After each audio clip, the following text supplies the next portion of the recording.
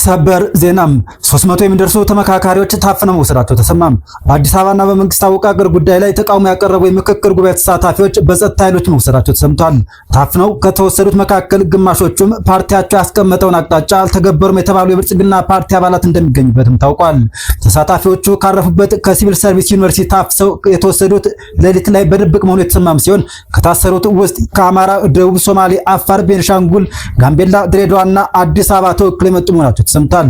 የታፈኑት ተመካካሪዎች ወዴት እንደተወሰዱ እስካሁን ማወቅ አለመቻላቸውንም የመረጃ ምንጮቻችን ገልጸዋል። ይህ የመንግስት ድርጅት በሌሎች ተመካካሪዎች ላይም ስጋት መፍጠሩን የገለጹት ምንጮቹም ምክክሩ በጫና እየተደረገ መሆኑን ገልጸዋል።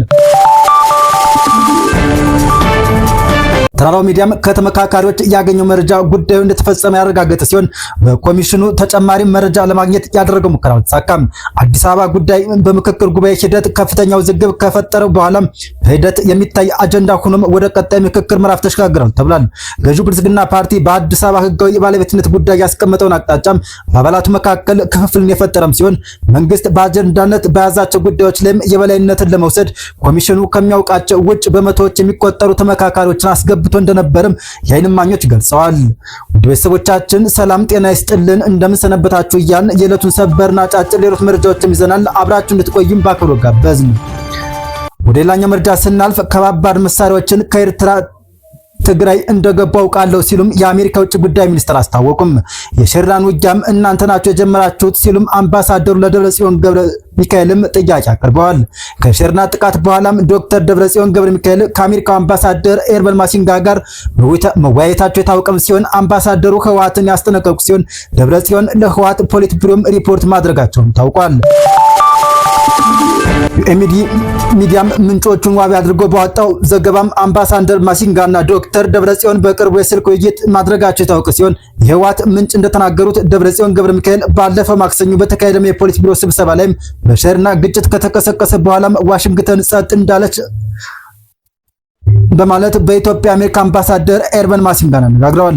ሊቀመንበሩም በስብሰባው ላይ ባቀረቡት ሪፖርት ትግራይ እየተጠቃች እያለም አሜሪካ ለምን ጸጥ አለች ብለው አምባሳደሩን እንደጠየቁት የተገለጸም ሲሆን አምባሳደሩም ምላሽ ሲሰጡ ለውጥረቱ መባባስ ተጠያቂው የህወሓት አመራር እንደሆነም ጠቁመው በተለይም በቅርቡ በትግራይ ሁሉም ከተሞች የተደረገውን ህዝባዊ ስብሰባና የዲፕሎማሲያዊ ጥረት አካሄድ በማንሳት ምላሽ ሰጥተዋል።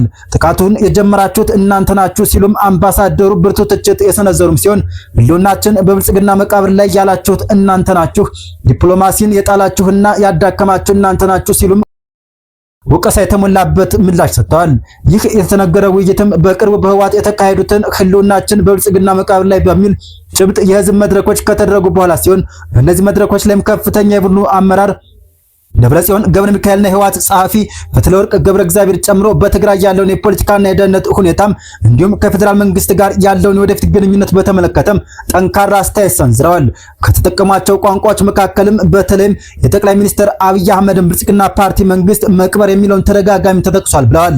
በአሜሪካ ኤምባሲ ያለ አንድ ምንጭ ውይይቱ መደረጉን አረጋግጦም አምባሳደሩ ደብረጽዮንን ታንኮችን፣ መድፍን በቅርቡ ከኤርትራ ወደ ትግራይ ክልል እንደገቡም አሜሪካ እንደምታውቅ ነግረውታል ብለዋል። ይህ የአሜሪካ የውጭ ጉዳይ ሚኒስትር ምላሽም እንዴት አያችሁት? ውድ ቤተሰቦቻችን አስተያየታችሁን ጨዋነት በተሞላበት መልኩ እንድታስቀምጡልንም ጠየቅናችሁ። ወደ ሌላኛው ዜና ስናልፍ ቤተሰብ ጨዋታ አዲስ አቅራቢ ውድድር በኮሜዲያን ያሲን አሸናፊነት ተጠናቀቀም።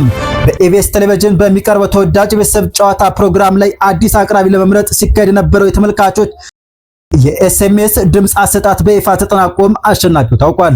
ከበርካታ ተወዳዳሪዎች መካከል አልፈው ለፍጻሜ ዙር የደረሱት አራት ታዋቂ አርቲስቶች ተመልካቾች በኤስኤምኤስ ድምጻቸውን ሲሰጡ የቆዩ ሲሆን በመጨረሻም ኮሜዲያን ያሲን የህዝብ ድምጽ በማግኘት የፕሮግራሙ አዲስ አቅራቢ መሆን ችሏል። ፕሮግራሙን በተለየ ጉልበት በፈገግታና በደስታ እንደሚያደምቀው ትልቅ እምነት የተጣለበትም ሲሆን ለኮሜዲያን ያሲን እንኳን ደስ አለህ ለማለትም እንወዳለን። የቤተሰብ ጨዋታ መድረክ ላይ በስራው ሁሉ ሙሉ ስኬትን፣ ብቃትና መልካም እድልን እንመኝለታለን። እናንተስ ለውድድሩ አሸናፊ እና ለኮሜዲያን ያሲኑ ምን አይነት የመልካም ምኞት መልእክት ማስተላለፍ ትፈልጋላችሁ? አስተያየታችሁን ኮሜንት ላይ አስቀምጡልን። የመረጃ ምንጫችን ኢቢኤስ ቴሌቪዥን ነው። ኮሜዲያኑ በቅርቡ እየሞከርኩኝ ነው በሚለው አነጋጋሪ ስራው ይታወቃል።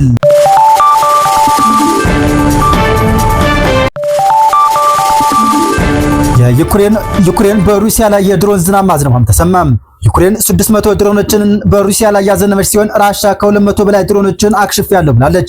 ዩክሬን ዛሬ ሌሊት ወደ 600 የሚጠጉ ድሮኖችን በመተኮስ በሞስኮና በዙሪያ ላይ መጠነ ሰፊ የአየር ጥቃት መሰንዘሯ ታውቋል። በጥቃቱም በፖዶልስክና በዴቮልጃ የሚገኙ የሎጂስቲክ መጋዘኖች፣ የሩሲያ ትልልቅ የኦንላይን ገበያ ዋይልድ ብሪስ ጨምሮም በሳት ተቃጥለዋል ተብሏል። የሞስኮ ከንቲባም ሰርጌይ ሶቢያን ድርጅቱን በቅርብ ጊዜያት ከተሰነዘሩ ትልልቅ ጥቃቶች አንዱ ነው ሲሉ የገለጹ ሲሆን የሩሲያ ባለስልጣናት በመቶዎች የሚቆጠሩ ድሮኖችን መተው መጣላቸውን አስታውቀዋል። በተመሳሳይም ሌሊት ሩሲያ በዩክሬን ላይ በሰነዘረችው የአየር ጥቃት ቢያንስ 5 ሰዎች የተገደሉ ሲሆን ይህም በሁለቱ ወገኖች መካከል ያለውን የረጅም ርቀት ጥቃትም ወደ አዲስና ከፍተኛ ደረጃ አሸጋግሮታል ተብሏል። ውድ ቤተሰቦቻችን ለርቱ ያዘጋጀናቸው አጫጭር ሰበር መረጃዎች እነዚህ ነበሩ። አብራችሁን ስለነበራችሁ እናመሰግናለን። ተራራው ሚዲያ፣ እውነተኛ የህዝብ ድምጽ።